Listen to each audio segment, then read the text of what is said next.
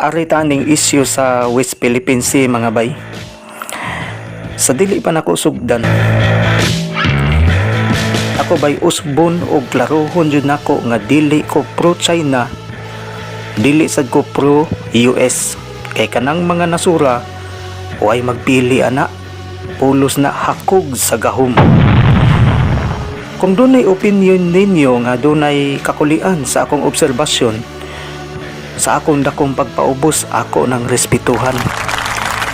Daghan sa akong mga higala nga personal jud nga i-message nako tungod sa akong gipost nga pahina ning issue sa mga barko sa China nga gibombahan sa Indonesia nga diin may dakong kalabutan sa issue sa Enhanced Defense Cooperation Agreement or kanang EDCA og sa West Philippine Sea.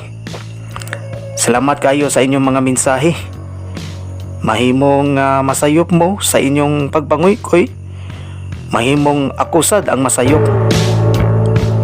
Pero usaray tumong na to ani kung kinsay sipyat na to, ang tumong ragid ani mao ang reconciliation and sharing of ideas both of us. Kini sila si Professor Clarita Carlos, kini si Juan Ponce Enrile o si Harry Roque, mao ni usa sa akong diretsoon og punteriya. Abi ninyo mga bay, hurot na jud unta akong bilib ani nila apan dunay ubang pamahayag ani nila nga maoy nakapaminos sa akong pagsaludo ug nakapaumol sa mga pagduda sa akong pinobre nga paminsar. Dunay pamahayag sila si Roque ug Enrile nga gisigihan og balik-balik nga kini kunong US maoy tinubdan sa kagubot og kining China malinawon og dili gusto og gubot og matud pa wala jud ni ma-involve sa mga invasion sa kasaysayan. Sure mo bay nga wala? Basaha daw ang history sa mga dinastiya sa China sa panahon sa imperialismo. Puwerteng gubuta ani nila batok sa Russia, sa Mongolia, sa India ug ubang kasikbit nila nga mga nasod. Ug mismo sulod jud sa China, puwerte pod gubuta ana nila tungod sa inilugay sa teritoryo ug gahom sa politika.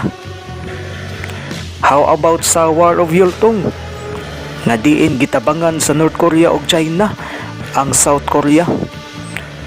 Puwerteng luuya aning nasura mga bay kay gitabangan og luba may pay wala pa kabangon sa World War II.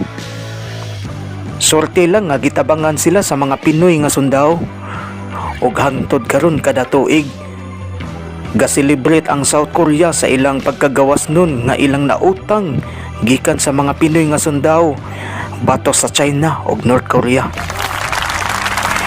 Kanang giingon nila nga maong nagubot ang West Philippine Sea tungod sa presensya sa EDCA. Maayo na tong timan-an mga bay nga before sa EDCA daan na nagdala og lawgaw ang China. Unsa man din ang mga isla na to nga gitukura na jud nila og mga base militar during sa Yulugang administration.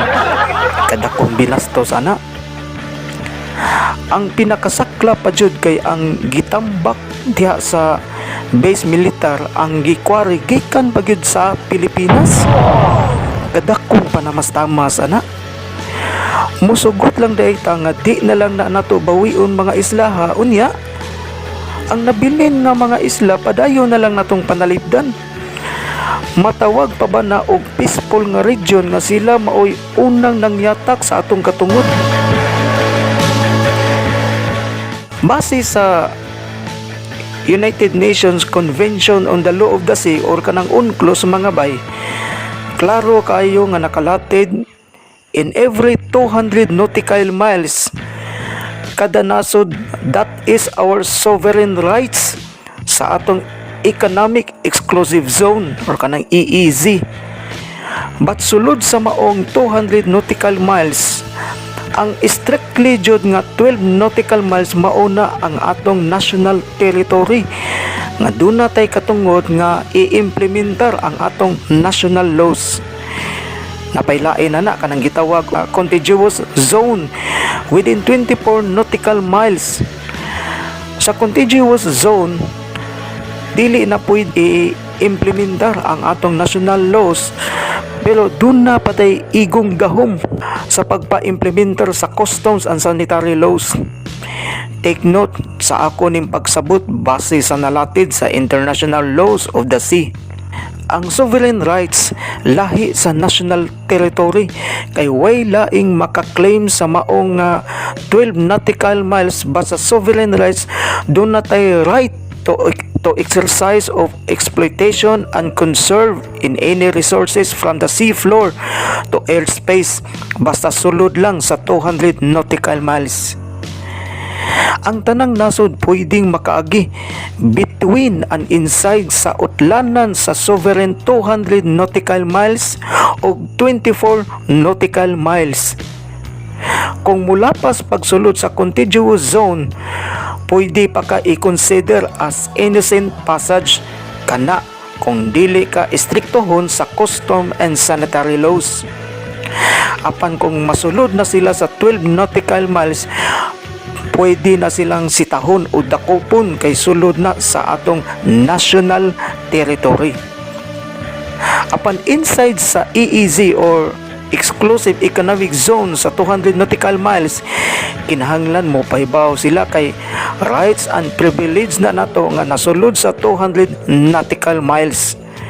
Mausa na sa China o between sa China and Philippines sa tunga-tunga sa EEZ para na sa tanan. Why pwede mo claim ana sa nabakante nga space between sa 200 nautical miles sa Exclusive Economic Zone? Mao ni gitawag og high seas or common heritage of all mankind because that is beyond in any national jurisdiction. Kasayon sabton ana mga bay. Apan gituis aning Rocky. Dili ko abogado mga bay, pero ayaw lubuga ang international law nga sayon kayong sabton. Mauni wa nako ganahi aning Rocky tungod aning estilo sa iyang diskarte sa iyang pamahayag nga usahay lubugon ug tuyok-tuyokon ang isyu. Basig mo ingon mo mga bay nga mas labaw pa day kon nilang Rocky, nilang Carlos o ni Indreli. Ayaw sad ko ingna nga mas mulabaw pasad sila sa mga eksperto sa geopolitical o international lawyers. Mura tag galalis ani asay naguna ang itlog ba og manok. Kining ubang taga-media sa habig sa US o sa China otro sa ning gadala sa Surambaw. Limang kaana mga bay nga ilang gipakatag nga pwede makaklaim ang ubang nasod nga masulod sa 200 nautical miles sa EEZ.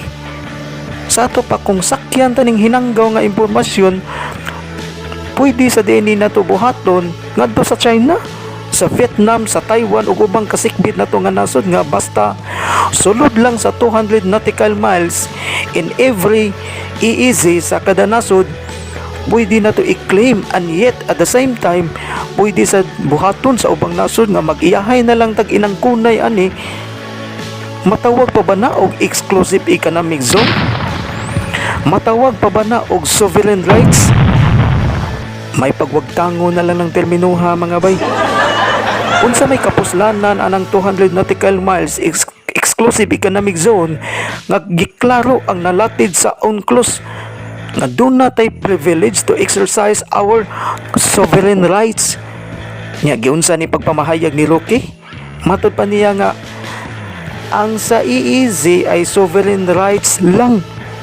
Matay no? Gilang ra niya ang sovereign rights unya mas gipahimugatan pa hinuon ang China nga outside na sa EEZ. Mauna hinoy dunay katungod nga mangilo. Nayabag na mga bay, ingon anion ba din nato pagsabot?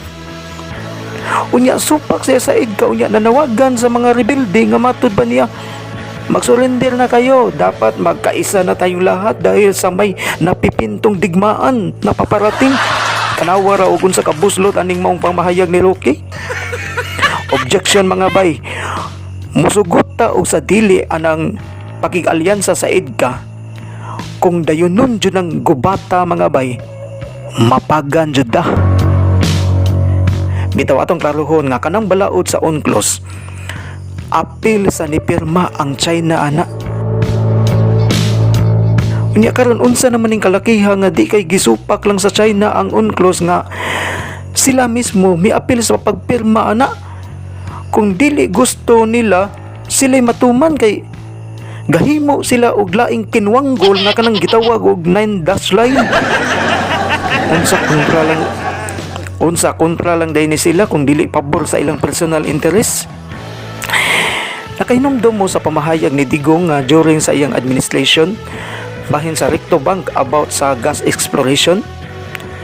Kay bao kagiun sa pagtubag sa China si Digong? Matud bang ni Digong nga huwag mong galawin yan kung ayaw mo magkagira tayo? Limang kagingon ana ka pagtubag si Digong sa China? Nganong ipaagi man sa gubat ang tubag kung gusto ta ug malinaw nga unity sa gas exploration?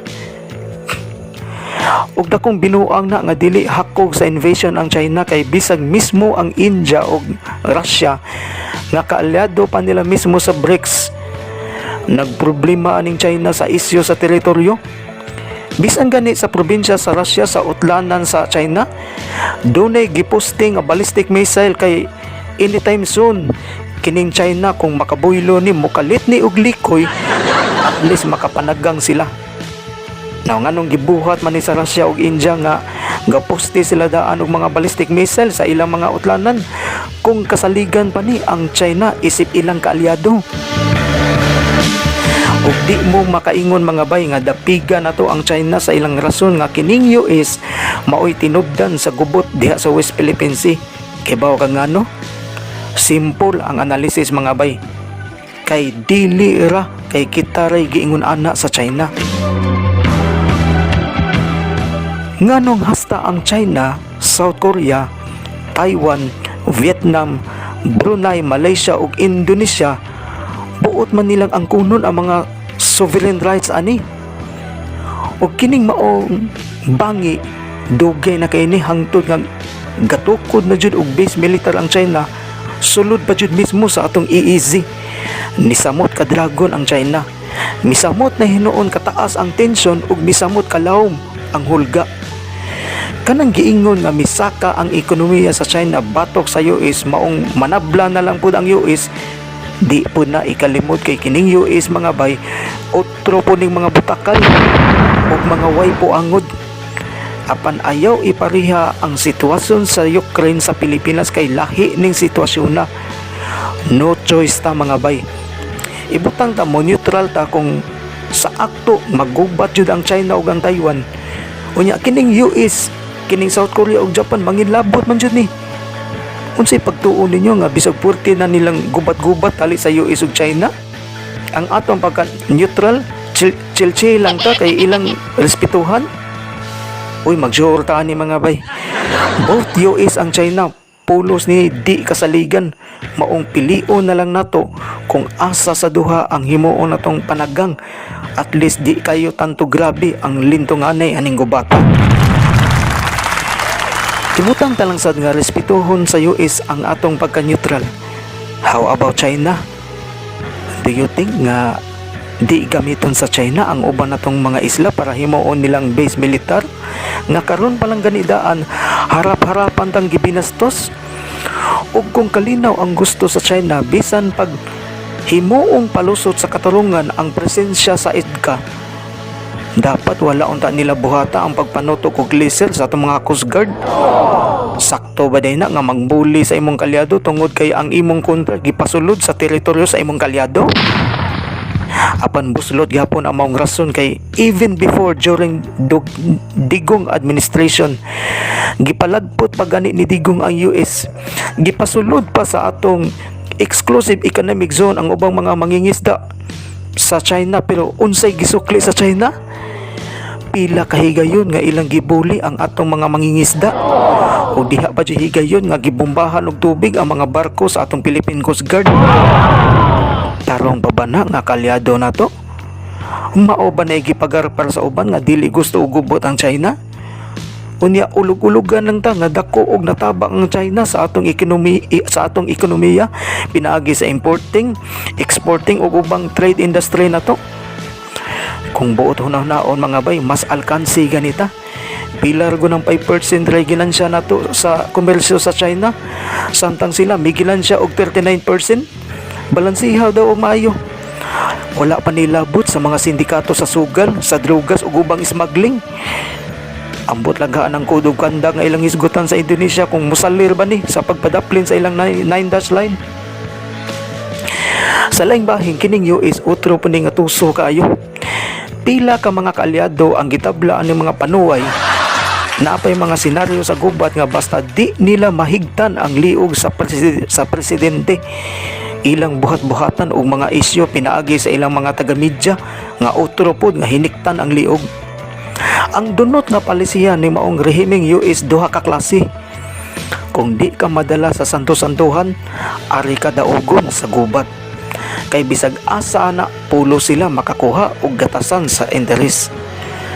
Kung ari ka sa santo-santuhan, pang long term ni nga hinigdanay sa liog.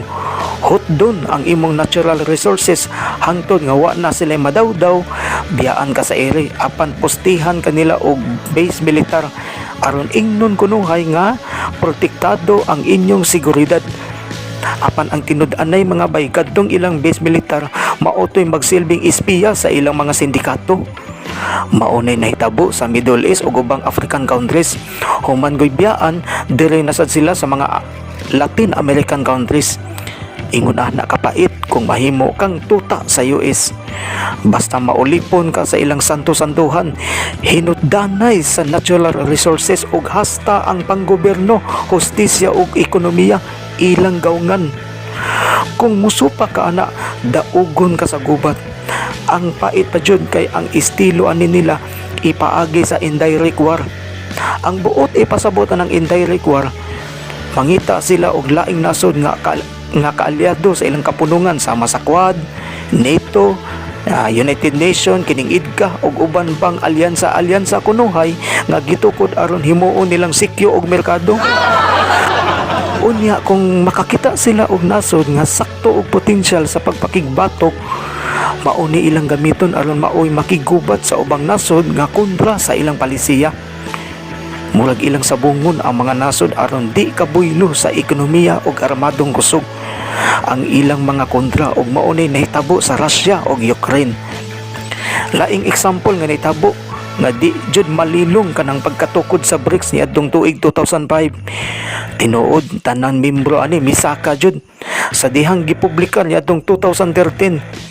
Dinhi gisugdan dayon sa US ang pagmaniobra sa ilang mga tuta aron sa pagpakgang ani. Gisugdan ang kaguliyang dito sa Crimea ug gipakatap ang mga espiya sa CIA sa Donbas. Ug aton na lang surkaton, pag-abot ni Zelensky, ilang gipunteriya si Putin. Dugay nang nakaibaw si Putin ani kay naapod na sila'y espiya nga mao ang KGB. Kining KGB mga bay kung sa US pa na mao na ang CIA. Matag karon ug unya pulos dunay facts and data nga detalyado ang mga impormasyon tali sa KGB ug CIA ug dinulitay nga ilang nasayran ang tanang agreement sa NATO. Usa na ana ang pag-usa sa West Germany ug East Germany unya pinunduhay sa mga bala ug armas. Dugay lang may desisyon si Putin kay kaybaw siya nga isanksyon jud siya kung iya ning buhaton. Ug tuod man wa jud siya mosipyat. Giuna sa niya ang pagplastar ang kalakaran sa pang-ekonomiya sa North Korea ug China. Kadtong pag-declare niya og gubat sa Ukraine, very timely jud to nga nag-agad sa ilang hugpong militar nga dili kayo sila tantong alkansi kay mosugot siya og sa dili lusobon jud sa NATO ang Russia. Ug kung magdugay-dugay o magdali-dali sila, kuyaw og maluka pa sa hingpit ang Russia. Kung kahinumduman during McCoy administration, ingon ani pod ang nitabo sa panahon ni Ferdinand Marcos Sr. Mao nga sipyat jud ang kalambuan sa ekonomiya ug armadong kusog sa usa ka nasod nga ipublikar kay kung makita sa western countries nga matakilid sila, mohimo jud na sila og lakang para mahagba ka. Mao nga nakat-o na ta og leksyon. Sakto nang gihimo ni Digong o ni Bongbong Marcos. Atakihon kunuhay si BBM ni Digong Pero si BBM gahilom-hilom lang unya, sakay-sakay bisag nag-ungaw na ta sa tensyon. Apan ang nahitabo sa West Philippine Sea lahi ni. Samtang kamo nga nagsunod aning atong gipahayag karon, tanan nga parihan ako paminsar, nakahibaw mangganita mga bay nga mayok mo krata og analysis. Samot na dyan na atong autoridad. Ako gaduda na dyan mga bay nga hawak na sa mga Marcos o Duterte ang atong nasod. I-explain unya ko ni puhon sa lain na itong episode. Dili sa ta sa West Philippine Sea, tarungon tani sa patas nga pag-analisar ang sitwasyon karon sa West Philippine Sea. Una, ang bangi sa Japan, batok sa Russia, North Korea o China, dugay na ni. Ikaduha, ang bangi sa North Korea o South Korea, nahibaw ta nga mortal enemy ni sila. Ikatulo, mausad ang China versus Taiwan. Ikaupat, samot na jud ang US o China. Ikalima, alita sa Japan versus Russia. Kining ilang bangi mga bay, kung nahibaw mo on and off ni murag Cold War ba. Ang kontra jud sa Japan mao ang North Korea o China. Apan mutuo ka sa dili kung tabangan og gubat ang Japan sa North Korea o China. Ang Russia dili mangilabot tungod kay daghan sa mga kapitalista sa Russia ug Japan nga ilang gidipinsaan nga lawom na kayo og pinagsamahan sa kalakaran sa armadong kusog, sa komersyo, labi na gyud sa siyensya. Ikaunom, kana si Putin dili na pariha og utok nila ni Xi Jinping kana si Kim Jong-un, si Zelensky ug si Biden nga mga traidor ug taphaw. Ikapito, og labaw na ang mga Marcos ug Duterte nga dili sama ana nilang Joe Biden kani si Zelensky, kini si Kim Jong-un ug Jinping nga di lang kay mga traidor kung dili usahay murag may pagka-abnormalon. Tarong pa din ang utukan nga kaklaroan ng Taiwan nga independent state ug dili jud gusto ang Taiwan nga magpasakop. Pero ila jud ipugos ang kinwanggol nga One China policy nga nahibaw naman silang daan nga ang US kaalyado sa Taiwan. Kahibaw na ang China nga kining US mo kisi-kisi jud ni kung ilan ning buhaton, pero ang pangutana kanong gibuhat man jud ni sa China. Mutuo ka nga One China policy ang tinuod nga hinungdan ani? Kung One China policy pa, nganong apilon man nila ang sovereign rights sa Pilipinas? Nganong hasta ang Vietnam, Indonesia ug ubang nasod nga nasulod daw anang hinanggaw nga 9-dash line ila mang apilon? Mauni giingon ninyo nga ang China di mangita og gubot. Huna-hunaa daw sa atong habig, musugot balang di ay ta nga ilugon ang atong katungod sa ingon ana lang kasayon tungod kay sa EEZ bisag kinsang nasura pwedeng mo claim. How about Vietnam? How about Japan? How about Brunei ug uban pang mga nasod ug samot na jud ang Taiwan ug Pilipinas? Ang tuyo sa China maura sad sa US. Pareho sila nga ang ilang giapas mao ang sakto nga posisyon sa ilang armadong kusog ug di lang kay kanara mausad sa ekonomiya. Labi na sa airspace ug trench ilawom sa kadagatan, puwerteng ninduta ang posisyon sa Pilipinas ug Taiwan. Gusto ka og lawom nga impormasyon mga bay bahin sa atong mga natural resources ug trench ilawom sa dagat? Paminawa ang explanation sa mga scientist sa Blue Planet. Laing hinungdan mao ang isyu sa politika tali ni Xi Jinping o ni Joe Biden. Samtang wala pa ma-expire ang ilang gahom, buhato nila ang tanan para mapirme sa gahom. Gani mismo ang katawhan sa China wala na makauyon sa pamunuan ni Xi Jinping. Mausad ang katawhan sa United States wa na ganahi sa kaabnoy aning Biden. Ang sitwasyon karon sa West Philippine Sea tungod jud sa kaagresibo sa China, labi pa nga nag-una karon ang China sa natad sa ekonomiya batok sa United States nga nagtakilid na maunang manabla na lang pod pinaagi sa gubat. Dili ikalimot nga pag 2016 ang China misulbong sa first rank sa international economy o gitiwasan pa pag-abot sa Russia o Ukraine. Dinhi ni samot nga nakapahimos ang China kay sigun sa akong giingon sa unahan nga before gilusob ni Putin ang Ukraine, giplastar na niya daan ang kalakaran sa pangkomersyo. In kaso og isanksyon si Putin, dili siya magproblema, ug usa na niya na mao ang industriya sa natural gas, ug mao na ang dako kayong pipeline sa Russia ug China, nga diin mao ni usa sa hinungdan nga wa mo salir ang sanksyon sa US. Kay sila mao'y pinakabulto og pundo sa krudo. Usa ni sa hinungdan nganong agresibo jud kayo ang China sa West Philippine Sea, nga ilang hakpon nga di jud sila maglangan sa ilang mga lakang, og dili kay kanara mao'y hinungdan kung dili kanang posisyon jud sa Pilipinas ug Taiwan, nga kung makuha sa China ang tibuok nga archipelago from Japan to Papua New Guinea, mismo ang Russia ug US mao'y gikuyawan anang plano sa China. Mao na karon palang daan ila na ning paggangon, kay kung dili ni tabangan sa US, sa tinud-an nay lang kining South Korea, Japan, Taiwan ug ang tanang nasod sa ASEAN, bisan pag mag-usa pa ni batok sa China. Kung gubat lang nga mano-mano ang hisgutan, wa jud tay dag-anan sa China.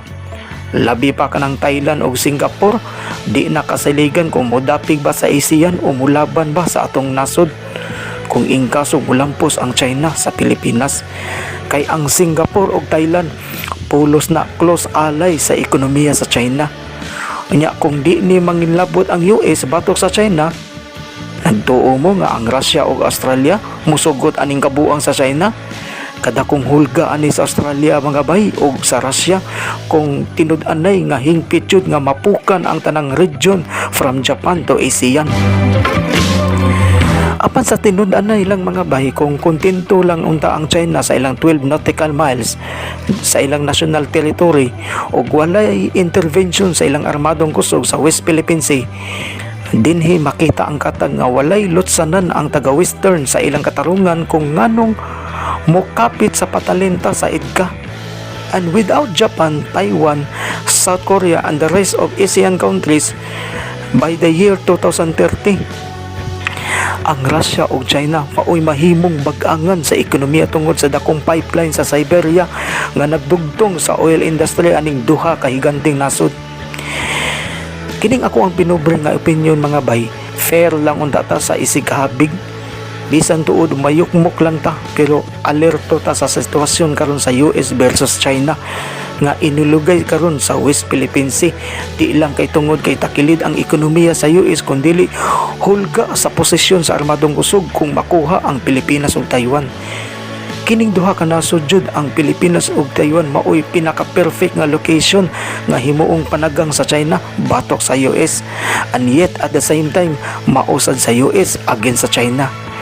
Kung ako'y pasultion ninyo, mas uyon ko anang gihimo ni Bongbong Marcos karon, pero di ko mutuo nga tinaphaw lang ni nga pagig-alyansa sa EDCA. Kay kitang tanan nahibaw ta kung unsa ka delikado ning presensya sa US ug EDCA kung kita makig-alyado. Nahibaw man ganita nga unsa ra ta, samot na jud na sila. Dunay laing rason sa ex-deal nga nagbaluyo ani. Di lang sa nina ko ibutyag sa pagkakaroon kay lisod kaayo nga maoy himuon natong tunubdan ang akong pinubre nga teorya. Basta sa akong pangagpas karon sa umabot, ang Pilipinas mauna say mahimong hulga both the US and China. So ang dapat himuon sa atong nasod karon, pangandaman-daan ang hugot nga pakig-alyansa sa ASEAN, sa South Korea, Russia, Japan, Israel, Turkey, Australia ug France, kay mas kining mga nasura ang nakita nako nga kasaligan ang kredibilidad sa pagpakig-alyansa sa Pilipinas. Huway labot ang Taiwan kay mas labaw pa na sa China ka traidor ug abnormal. Dili lang kukutob og rock and roll natong tanan mga bay.